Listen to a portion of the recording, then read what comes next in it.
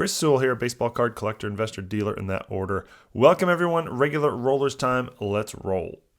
We'll start with one sent in by Dan, who wrote, purchased a card from Ethan's after I saw him pull a 1 of 50 Spencer Schwellenbach that I was interested in. I reached out and made a deal. When I was looking for comps, there was another gold numbered 1 of 50 that had also sold. Ethan pulled it himself and the eBay listing was a totally other person. Wonder what other quality control issues are out there. The first picture is the card I bought and then the other is on eBay. You can see the signatures are in different spots, so they're absolutely different cards.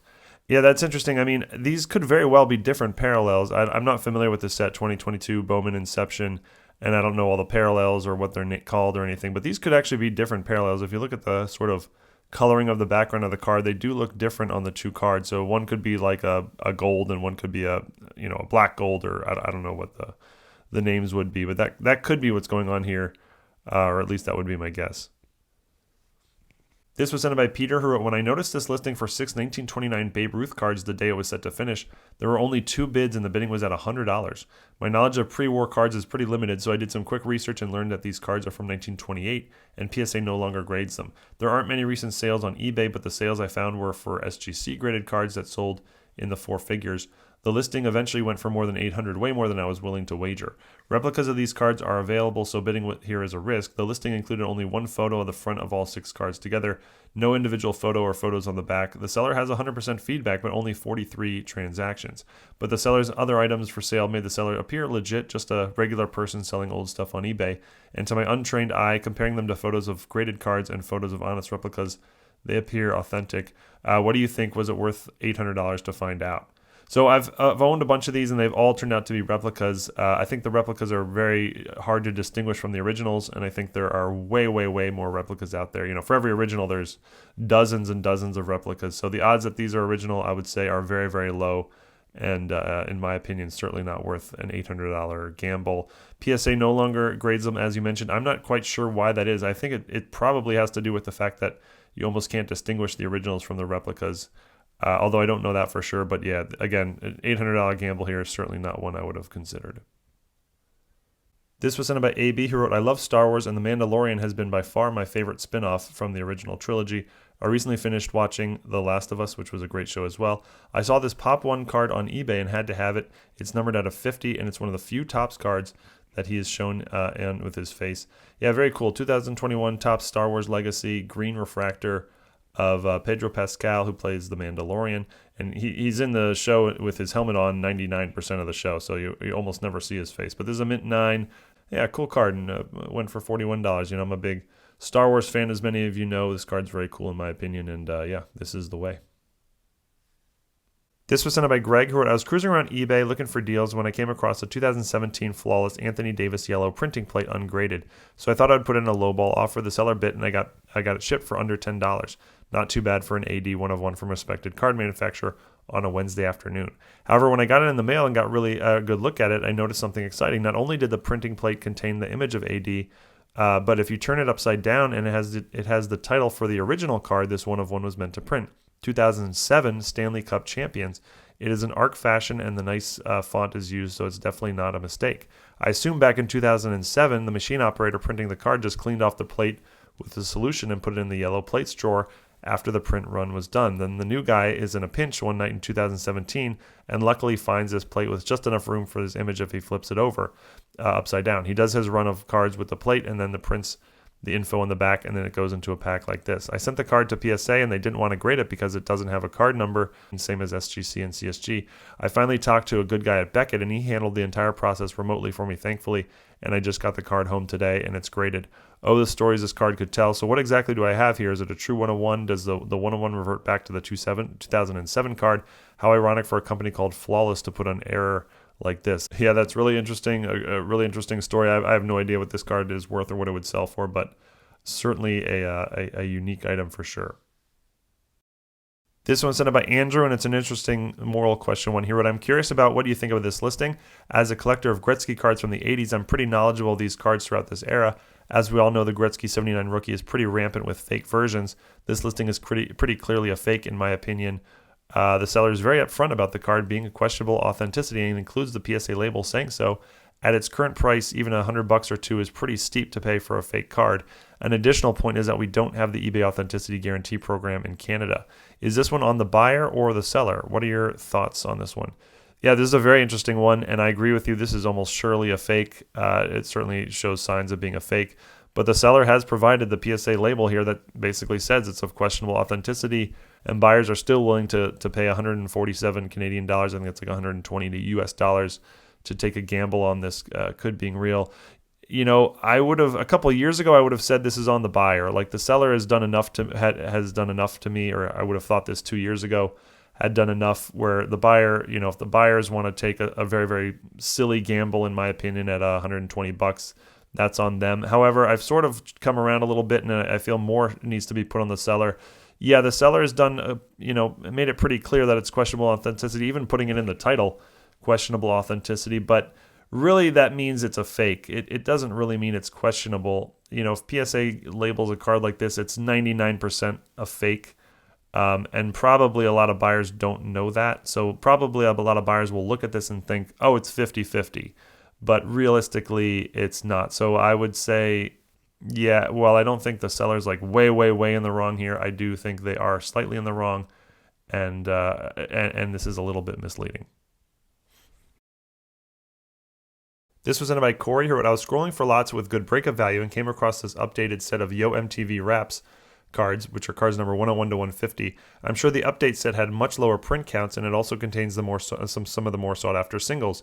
2 Beastie Boys cards, a Tribe Called Quest card, and 2 KMD cards featuring MF Doom. The breakup value of those 5 cards alone is around $75, so picking up 4 sets at $15 each seemed like a no-brainer. After shipping and tax, I'm all in for $75. These cards are very tough to grade due to chipping, but we'll see if any are worth sending in. I might just send in a couple Beastie and Tribe cards for my PC. Very cool and great job, identifying a bargain here. There's a lot of sort of off-the-radar cards like this, non-sports or some of the sports outside the big four, where there's cards like this, just most people don't know much about them, and there is breakup value if you sort of do your homework and research on them and can make a little profit there. This was sent by Jason, who wrote, this card was a flip I did, which was a little less than on Pop Reports. I bought a 2020 Select White Prizm Tom Brady for $35 raw, and I graded with PSA, got a gem mint, and sold it for $300. Granted, I had a little luck getting the gem mint, but at the time I was looking at Pop Reports on ultra modern stuff because I figured there were so many parallels that some probably had no gem mints. This one was out of 35, so I figured I'd get at least $50 for a 9, which would be a break even when you factor in grading fees. I've been submitting to PSA for 15 years. It has always been a game of luck, but if you set yourself up so you break even most of the time, but 1 out of 10 you can make a nice profit on, then I think you're doing it right. Yeah, very well done here. I agree with everything you said, and really good job here sort of running the numbers, identifying, worst case is a break even, and then if you hit the upside, you make a few $100s in profit. Well done.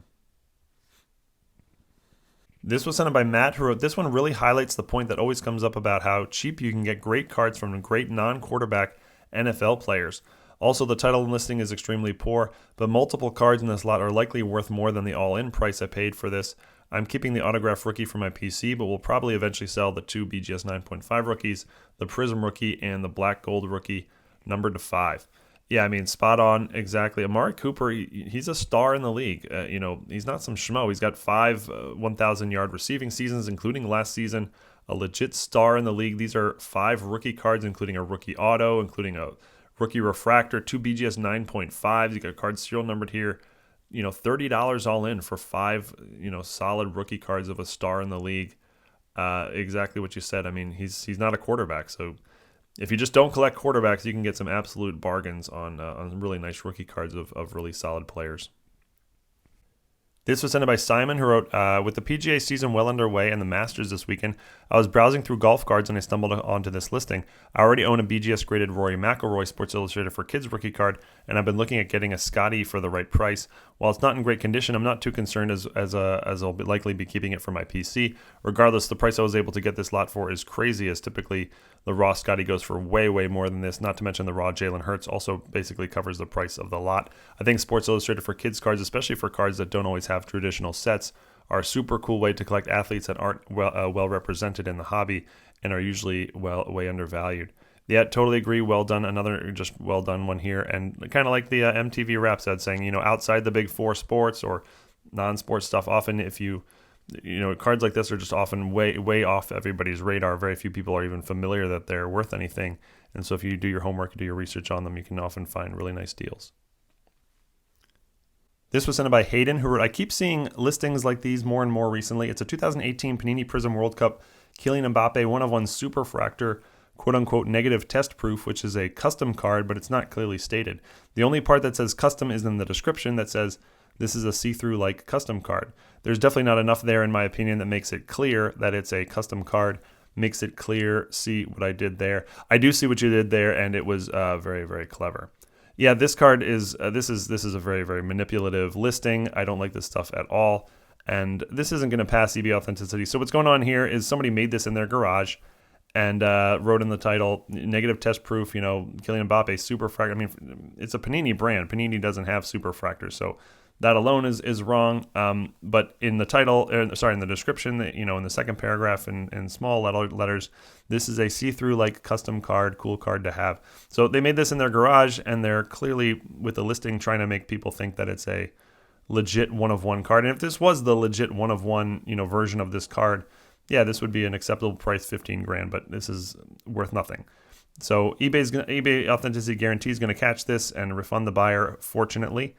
I'm 99% sure of that. I mean, they do say it's a custom card in the description, but I think because it's not listed in the title, it'll not pass. But yeah, I hope eBay just gets rid of this sort of stuff altogether at some point.